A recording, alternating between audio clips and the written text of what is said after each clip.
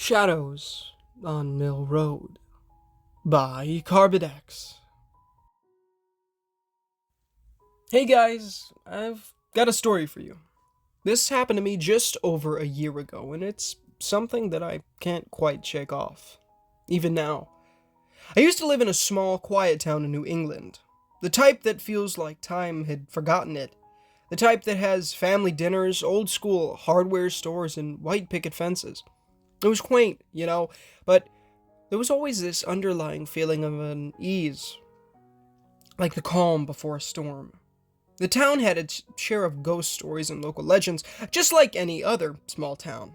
The one that had always intrigued me was about this old house, almost a mansion, abandoned for as long as anyone could remember, hidden behind overgrown trees at the end of Mill Road.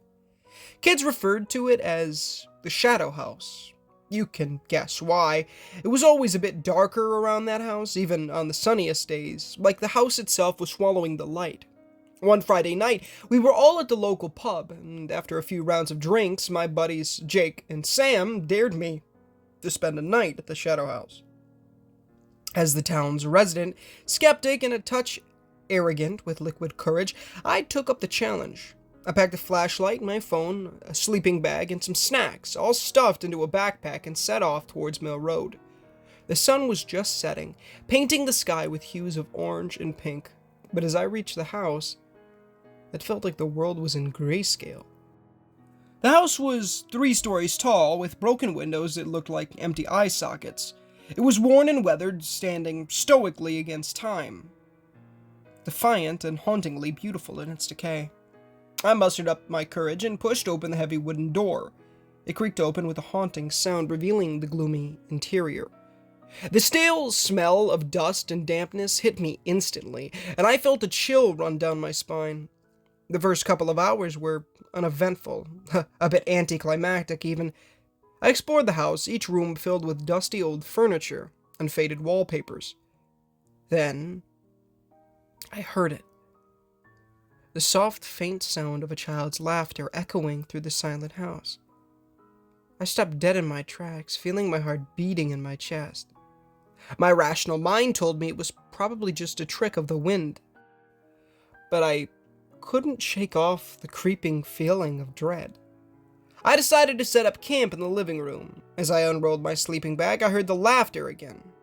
This time, it was louder and unmistakably human. I strained my ears, trying to discern the direction it was coming from, but it seemed to reverberate from every corner. That's when the flashlight flickered and went out. I was plunged into darkness. A feeling of primal fear took over me. I was trapped in this old house, in the dark, with laughter echoing around me. And then came the first twist. The laughter stopped, and in its place I heard a whisper. A voice so soft I could barely make it out. But it was there. "You shouldn't have come here," it said. With adrenaline pumping through my veins, I tried to turn on the flashlight again, but it was dead. The only source of light was my phone, casting eerie shadows around the room. I tried to call Jake and Sam, but my phone showed no signal. I felt a cold dread in my stomach, like I was being watched. And then I saw it. In the dim light at the edge of the room, a small figure stood. The figure of a little girl. "Who are you?" I stuttered, trying to keep my voice steady, but there was no answer. And then suddenly she rushed towards me, and everything went black. I woke up later, disoriented, with the first rays of dawn peeking through the windows. The house was silent again. Was it all a dream? An illusion caused by fear and darkness? I wished it was, but then I saw my flashlight. Its bulb shattered and my phone screen cracked. I bolted out of the house as fast as I could. The sun never seemed so welcoming. I told Jake and Sam about that night, expecting them to laugh it off as a figment of my imagination, but they didn't. Their faces turned white. Sam stammered. We thought it was just a silly story, man. We didn't know. We didn't know she was real. Jake looked at me. The legend says that a little girl used to live in that house, and one day, she disappeared. They never found her body. She's said to haunt that house. I wish my story ended there as a creepy experience to tell around a campfire, but it didn't. That's when the real horror started. The horror that followed me home, and still does. But that's a story for another time. So until then, be careful with dares, and remember, not all ghost stories are just stories. So here we are, guys, where we left off. You remember the creepy old house, the little girl, the haunting laughter and the whispers? Well, that was just the beginning. For a while after that night, I was on edge, jumping at shadows and avoiding any talk of the shadow house. But then, as time passed and life went on, I started to chalk it all up to an overactive imagination. Until one night I woke up to the same laughter that echoed through the old house. This time, it was in my apartment. It was faint, almost a memory, but unmistakable. My heart pounded against my ribs, but I forced myself to get out of bed, to investigate. The laughter led me to my living room. It was pitch dark, the only light coming from the street lamp outside, casting long, shifting shadows. The laughter stopped. It was replaced by a cold, uncanny silence. And then, there she was again. The little girl from the house, standing in the corner of the room, her face hidden in the shadows. Before I could react, my TV flickered on, the static casting an eerie monochrome light around the room. The girl turned towards the TV, and she started to sing. An old nursery rhyme, the words distorted and chilling. Round and round the garden, like a teddy bear, 1 step, 2 steps, tickle you under there. And then she turned towards me, her face still hidden in the shadows. Do you want to play with me? She whispered, her voice sending chills down my spine. I felt a cold hand grasp my own, small and fragile, and everything went black. When I woke up, it was morning, and I was alone. The TV was off, and everything seemed normal. But my hand, the one she held, was freezing cold and had a small, faded bruise shaped like a tiny handprint. My life turned into a living nightmare after that night. I would see her everywhere, in reflections out of the corner of my eye, in dreams. Every night she'd ask me the same question. Do you want to play with me? And every night I would black out, waking up with different toys in my apartment.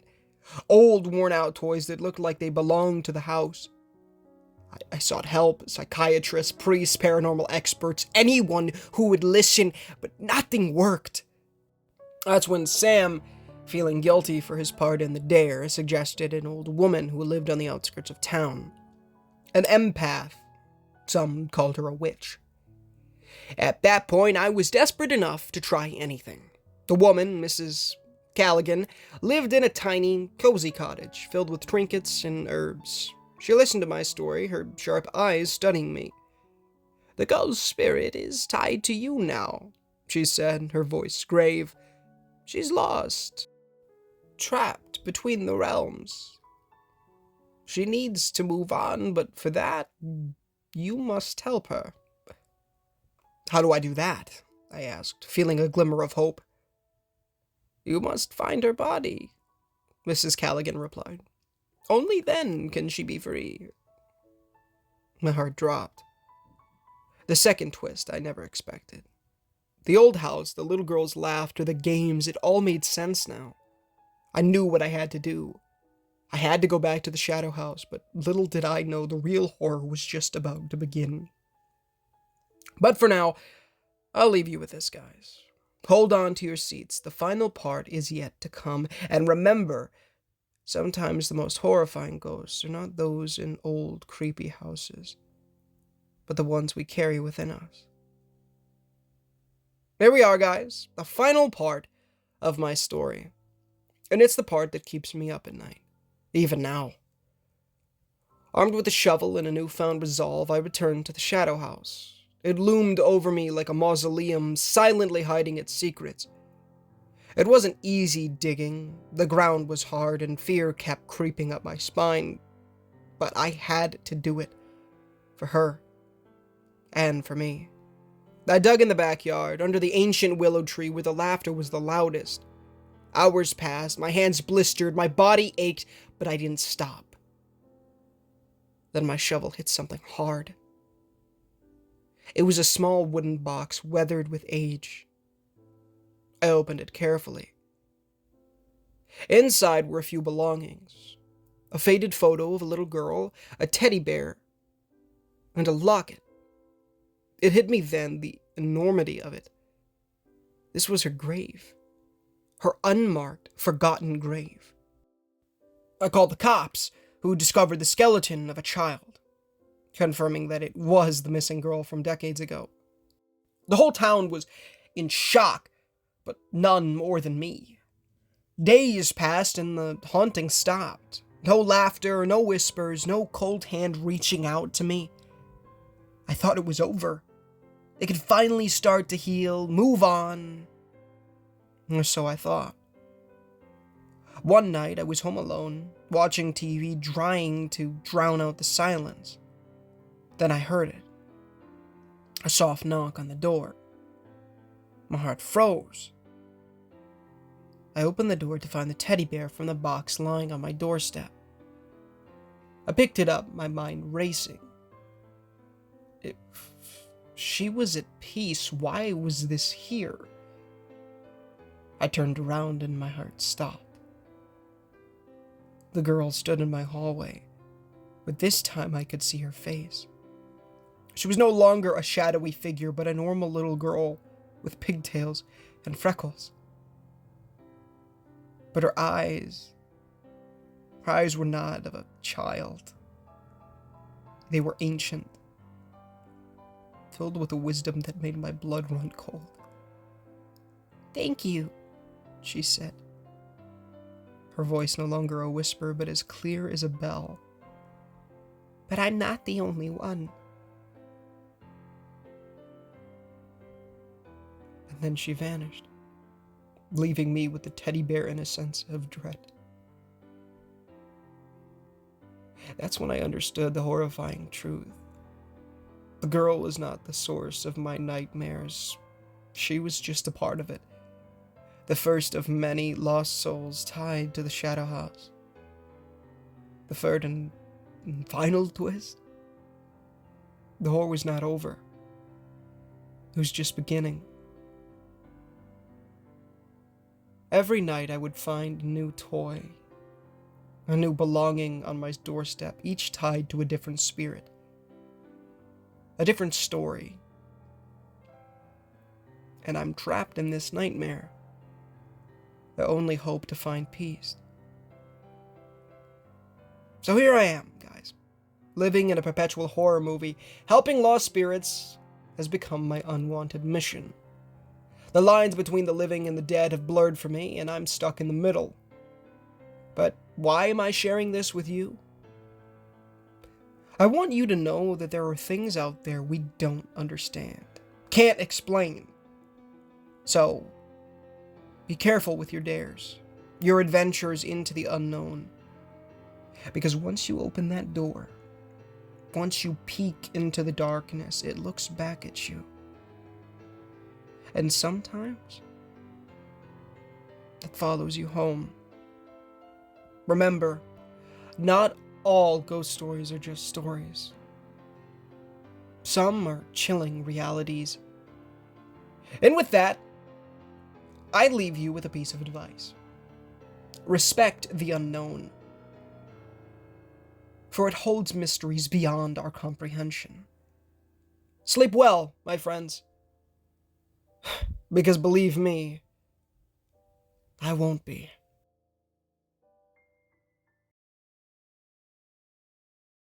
Hey guys, Ninja Gamer here, and thank you so much for watching today's story. If you did enjoy, please feel free to leave a like on the video, as it does help the channel innumerably and does get the gospel on people's feeds, as well as please consider subscribing, as we are trying to hit 10,000 subs by the end of the year, and it would be a massive blessing from the Lord if you guys did so. As always, guys, the $1 million questions on screen, right now, pin comment description if you prefer to read it that way. Please do read it, as it will tell you how to gain eternal life, how to go to heaven. Who wouldn't want that? It'll teach you about repenting of your sins and trusting in the good Lord Jesus Christ with all your mind, soul, and strength, as well as building that relationship with the Lord by reading the Holy Bible daily, praying daily, and evangelizing to people. It's great stuff, so please do so. As always, the $1 million question, as well as anything else in these stories, is not associated with the author or the story in any way, shape, or form, unless otherwise mentioned. It is for you, the viewer, to read, so please do so. Go give Carbodex some love. Let me know what you thought of the story in the comments, as well as in the description. His Reddit page and the original story link are down there, so please go check those out. The amazing Mew, whose music I use for these videos, is fantastic. His YouTube channel and all the songs will be, or the music, whatever you want to call it, will be in the description. If you would like to use them for your own videos, make sure that the specific song that you want to put in your videos is free to use. Look in the description. It definitely, I believe it should say there, as well as, and then if it does say it's free to use and it's all good, make sure to go into your description and put at least a link to his YouTube channel. I put all the songs. I don't know if you necessarily need to do that. I do it more so that if you hear a song that you really love, you can just go down there super simply and find it there and not have to, you know, scour the internet for the music, you know. My brothers have a YouTube channel, it's Mac Plush Videos, where they upload plush videos, and they're uploading daily in 2024. I make quite a few cameos over there, so if you want to see me in something other than horror stories and video games, please go check those out. I recommend the 2021 videos, so it's just one of my favorites. My brother, youngest brother, Cole, wants to be a rapper, so I'm leaving a link to his YouTube channel and his SoundCloud in the description, of course. So please go check those out. It's great stuff. The Cole is his name. Please go check it out. It's amazing, amazing stuff. The Barron County Anthology by Random Appalachian 468, as well as a former stalker texted me this morning, She's Been Dead for a Year by Tiro 1000. Both playlists for those amazing stories will be in the description. And if you're a fan of the Children of the Oak Walker story, which we will be continuing soon, the Barron County Anthology is everything before that. So if you haven't caught up, please do so. It'll help you understand the story a lot better. And if you're somebody that wants to go above and beyond and are really missing the Children of the Oak Walker stories, I'll leave a link to Random Appalachian 468's Reddit page so that you can easily find the Children of the Oak Walker story. And you can continue reading if you do not want to wait for my narration of it, which I would 100% understand because it's a fantastic story, and I wouldn't want to wait either. Heck, my big thing for narrating my tiny town just got put on lockdown was so that I could read the second story. And I haven't even done that yet.